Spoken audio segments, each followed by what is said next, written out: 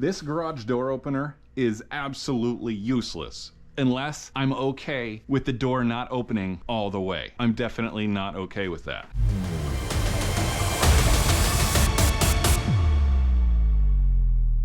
Hey Garage Fabbers, it's been a little while. Today is the first day this summer that the temperatures in Vegas have been somewhat bearable. So we're gonna go out into the garage today, but we are not going to be working on my wife's mini truck. Instead, there's something that I wanted to try. A little experiment, if you will. Today, we are going to be playing with the head-mounted GoPro. There are a couple things under my wife's truck that need to be done, but there's not enough room for a tripod. And this is the only thing that I could come up with. But rather than doing that work and being super upset if this footage doesn't turn out to be watchable, I decided let's experiment with this filming method, doing something a little less important. I mentioned in the last video that I built this gantry to lift beds and bodies off of mini trucks. And when I first tried to roll it in, it hit the garage door opener. So I couldn't get it past the garage door opener unless I took the garage door opener down, so I did. And I haven't had a garage door opener since. I was going to put it back up eventually, but then I found this fancy thing. This is the Chamberlain garage door opener that attaches to the JackShaft, which is the bar that goes across the top of your garage door. It actually mounts right up there in the corner or in that corner. In my case, I'm going to attach it onto the right side. So I will have a garage door opener that's not in the middle of the ceiling, so I can actually take down this bracketry and have all the clearance in the world. I'm not big on unboxing, so I'm not gonna do one. But quickly, it came with the garage door opener itself, cable tension switch to make sure that there's always tension on the cable. The one I got has a battery backup, an electric lock, a remote obviously. This is the switch for the door on the other side. 2 lasers, a handful of brackets and hardware, and some insulated staples, some stick-on templates, extra wire, a rope, and this guy right here is what attaches the garage door opener to the shaft. First step in the manual was to attach this guy to the shaft sticking out of the side of the garage door opener. Before you do that, I would highly recommend making sure this fits onto the end of the shaft. The instructions said that you need 1.5 inches of shaft sticking out past the pulley. I do not, but I'm going to use it anyways because I do have enough shaft to reach past these set screws. So hopefully that's good enough. After you attach this to the garage door opener, this isn't super heavy, but it's still pretty heavy. You have to lift this whole thing up and set it up on the shaft. So it's better to check and make sure this fits on the shaft first, because this is a hell of a lot lighter. When I tried to fit this on the shaft, it did not fit. My shaft is 1 inch, this hole is 1 inch, those are the requirements, but the end of my shaft was a little boogered up, so it wouldn't go in. So all I did was grabbed a file and smoothed it out a little bit, and then this fit on no problem. So step 1, now that I know that it fits, is to mount it onto the side of the garage door opener with the set screws accessible, meaning not against the wall, and tighten them up. On the side that you just attached the coupler, you're going to attach this little bracket. You can attach it to either side, just depending on what side of the garage that you want to mount the motor on. Now they want you to leave this bracket loose because from my understanding, the back of the unit is not going to touch the wall. So the bracket will actually extend out to meet the wall. So I'm going to tighten them up and then just back them off just a little bit so that the bracket will move. All right, and now we put the unit up on the wall. Now, they want you to do this with the garage door shut, but I can't get back here when my garage door is shut. So what I'm going to do is I'm going to put this on the shaft, and they say they don't want it to be touching bearing back there. Hopefully you can see it. So I'm going to put it really close without touching to make sure that these set screws are actually on the shaft, and there is some space back behind here. So now is when we move this bracket towards the wall, and this bracket is going to screw directly to the wall. But before I do, I'm gonna mark it, take the whole thing down and pre-drill it.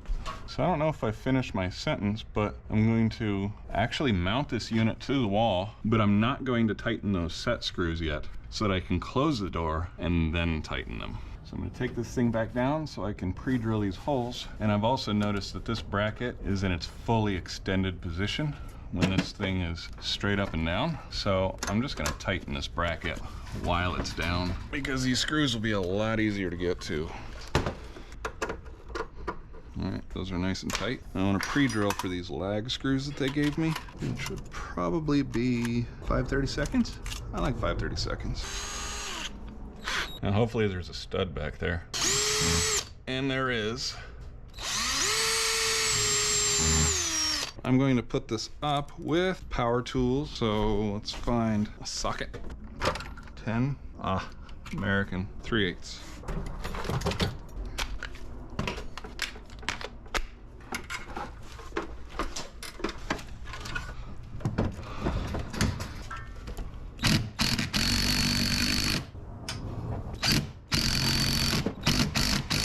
Those are tight, but what I'm gonna do is I'm going to loosen them just a little bit so I can take some of this weight off of the shaft up here. It doesn't say to do that, but I just don't want it to be hanging on that shaft.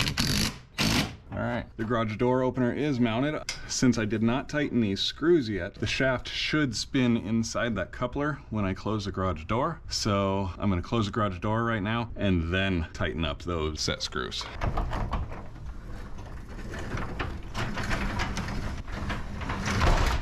Nice. Let's tighten up those screws. Not quite tall enough for this. It's tight. Next up, this is the cable tension monitoring safety switch thing. This is basically what makes the garage door opener go back up if something gets caught underneath it. So say your child's head is laying on the floor, the garage door drops onto your child's head, the cable should slack up, it will trip this switch and the whole thing will reverse and go back up. The problem is this little roller for the cable, it comes set up for opposite sides. So I actually have to move this roller to the other side. So I have to take the snap ring out and just move this roller over. So hopefully we're not going to lose this snap ring. And actually, now that I say that out loud, a mechanic trick is to set a rag on top of it. So if it flings, it just goes into the rag. And it still went flying. Great. All right, that's a kick in the face. I lost the C-clip. I'm sure I'll find it later after I have a chance to clean this place up, but for right now I just want to get this thing installed. I'm gonna have to do it without the C-clip for now. So this roller used to be on this side. This is how it comes out of the box. I'm just swapping it over to this side.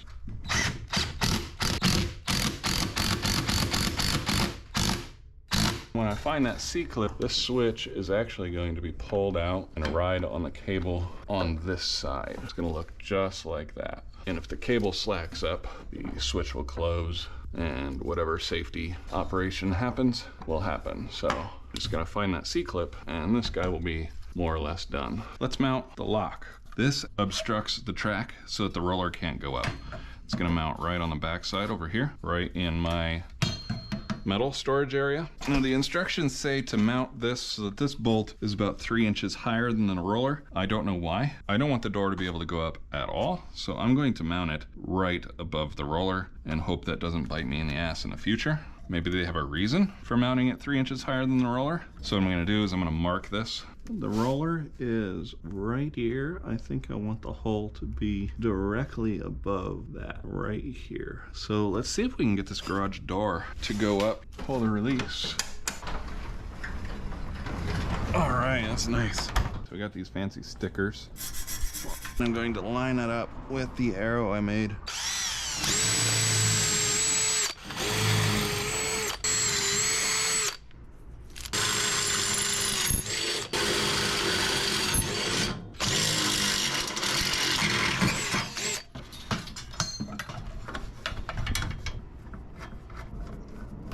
That was about as easy as it gets. Deadbolt. Now we gotta run a bunch of wires. That's boring. So these are the laser sensors. It doesn't matter what side that these go on. The one thing that the instructions say is the receiver should not be hit by the sun because it can cause problems. So here's what's going on. At the end of the day, the sun sets over here, and it is the end of the day. So this sensor is going to be right down here. The sun is shining right into it. So I'm going to put the receiver on the other side. Now let's attach some sensors. So these sensors are gonna get knocked around like crazy with all this steel here, so maybe I'll just make something to protect it so that stuff can't fall and hit it. Something tells me I'm going to be fighting these sensors a lot, knocking them out of whack every couple days. The last thing I'm going to do is mount the wall button. I was going to mount it by the door where they always are and where the old one was, but I can close this thing with the phone, so I may not use this very often. So I'm going to mount this right next to my compressor switch right there, because I always, no matter how messy this place is, I can always get through this area right here. Oh, that doesn't fit.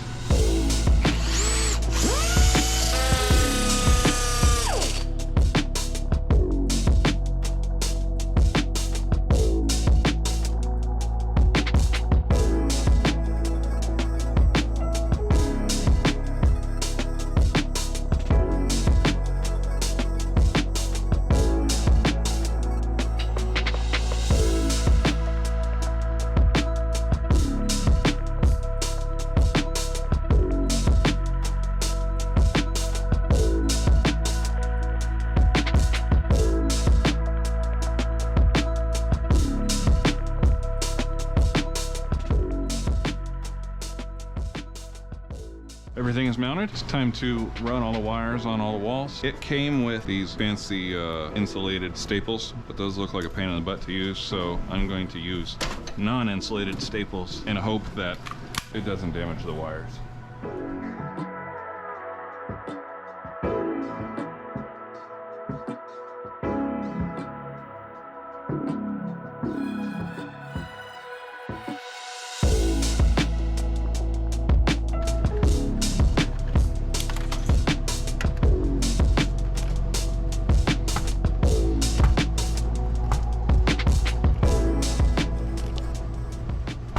So this is where my color blindness comes to bite me in the ass. Pretty sure it's green, looks like black. I'm pretty sure that's red. Blacks go together in the black hole. Whites go together in the white hole. Red, green, green. Here's the battery and a Phillips head screwdriver. Black, red,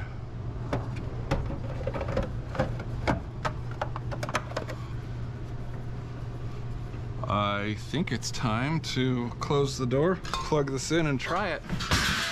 And I am scared. Here we go.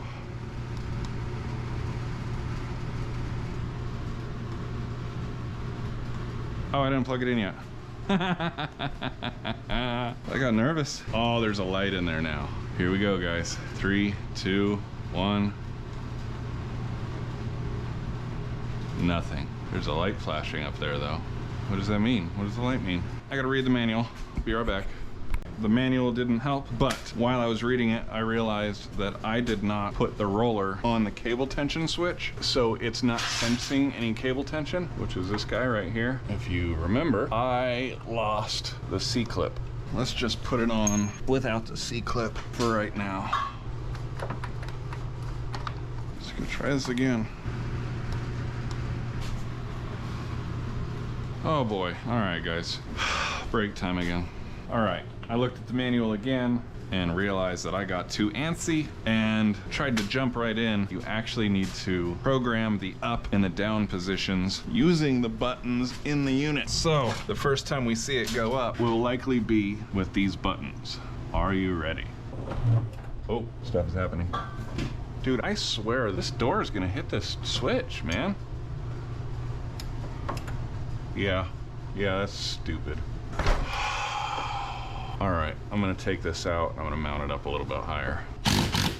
Because I'm getting impatient, I'm not even gonna pre-drill it this time. Let's see what happens.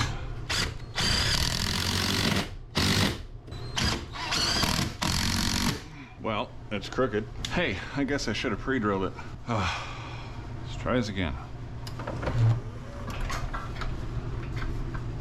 There we go. Oh yeah. Wow, that's really quiet.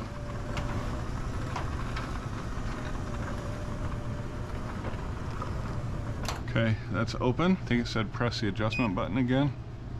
And now we do down. Uh-oh, let's see what's happening. And I was wondering about this. This opener cannot push the door shut. It's gravity that's shutting the door. The garage door opener is just taking away the spring tension. And what's happening is it's turning it too fast. The cable is slacking up and it's canceling out all the motion. So what I'm gonna have to do is fully open position is gonna have to be not fully open, which is stupid. Let's just say that's fully open. And again, so that's not gonna work either. Oh snap, the cable came off the drum. Okay, this is freaking fantastic. We're gonna have to continue this maybe tomorrow. All right, so here's the problem with this garage door opener. I currently have it set up to not open fully, and I have to have it stop early like this because this garage door opener pulls on the cables to open it, but it uses gravity to allow the door to shut. A cable can't push the door down. So if I open up this door all the way, the door ends up on this track, and even without any spring tension, the door will just stay up in that upper track. And what happens is the cable loosens, the cable slack sensor trips so it stops, but not before the cable unwinds off the spool. And still the garage door is fully open. So what I had to do was program it so it only opens this far. So one entire panel of the garage door is hanging down, and that one panel is enough to pull the rest of the door down. So right now, it works just fine.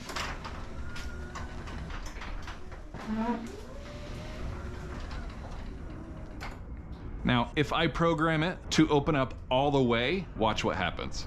I'm gonna put you up by the cable so you can see what happens. It's up, and now it's gonna go down.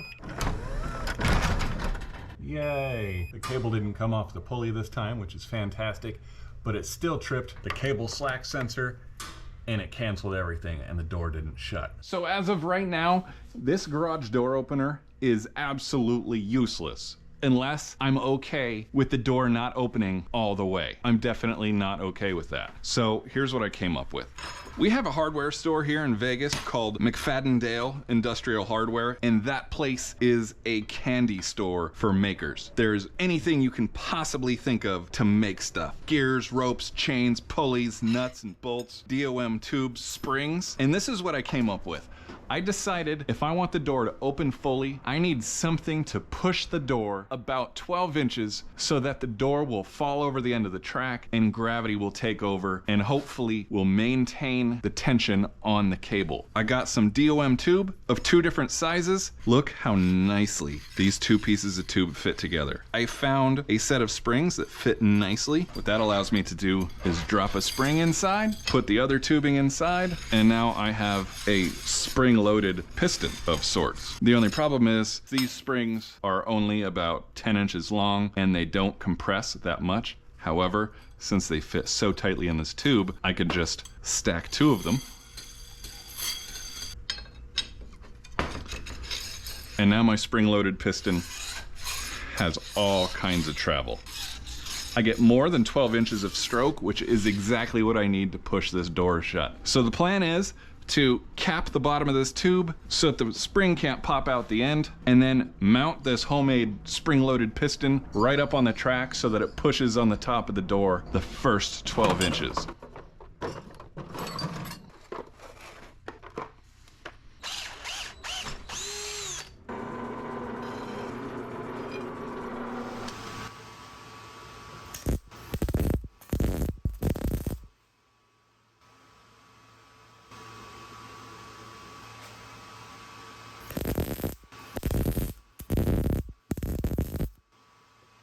This is how much stroke my little homemade strut has. Almost exactly 12 inches.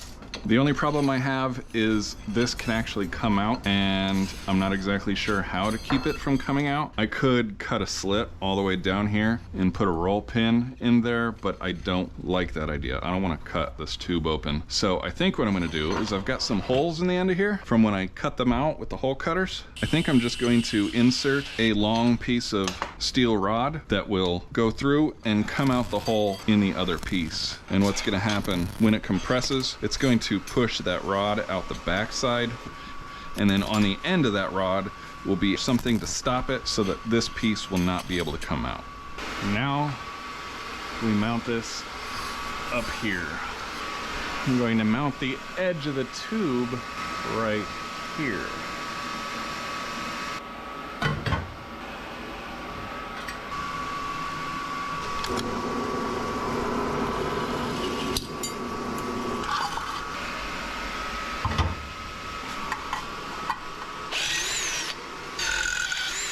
I ran out of memory in the memory card, the GoPro, so if that's watchable, I'm gonna have to get a bigger memory card because I don't feel like that was that much filming. But the rest of it's gonna be on the iPhone.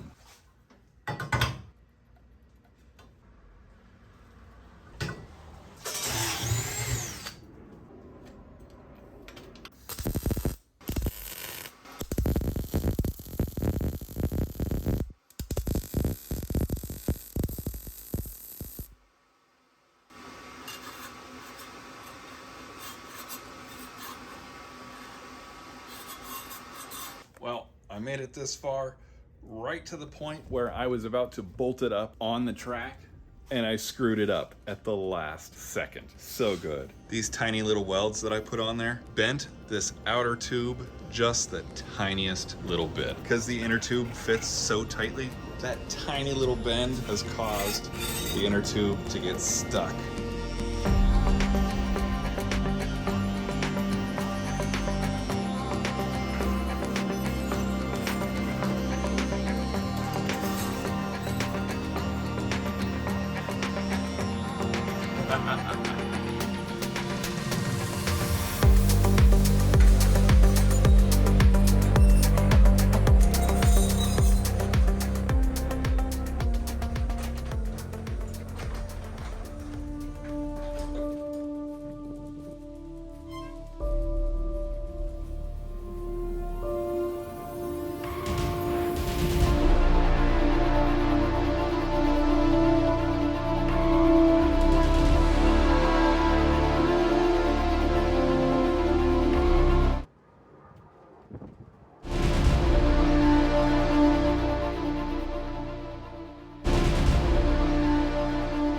Well, the door is now working perfectly. I decided to go on Amazon and check the reviews retroactively to see if anybody was having the same problems I was having, and I couldn't find a single one. Nobody reported that their garage door would not close once it was opened. So clearly I was doing something wrong, or there's something wrong with my garage door. But regardless, for the price that I paid for this thing, I think that this issue is something that should have been considered in the design process. I guess that's a good part about not being sponsored. I don't have to say I love something if I don't, and I don't. And now time to be a little bit nice. This seems to be a pretty good unit. It's really quiet, it gets fantastic reviews, I can open it with my phone, the reception on the remote is fantastic, and I can program a bunch of smart features. I can give somebody a temporary key. I can program it to allow Amazon to drop packages off in the garage, and probably a whole lot more. So that said, I'm going to put a link for this garage door opener in the description if you would like to give it a try. For what it's worth, I was the only one that had this issue, and if you have this issue also, I guess now you have an idea of how to correct it. I think what I'll also do is I'll put some links to some other units that are like this, because I'll tell you what, the whole JackShaft garage door opener thing is pretty freaking awesome. And if you have a problem, you have a problem. You can figure it out. All you gotta do is stop, take a breath, and keep moving forward. I'll see you in the next one, guys.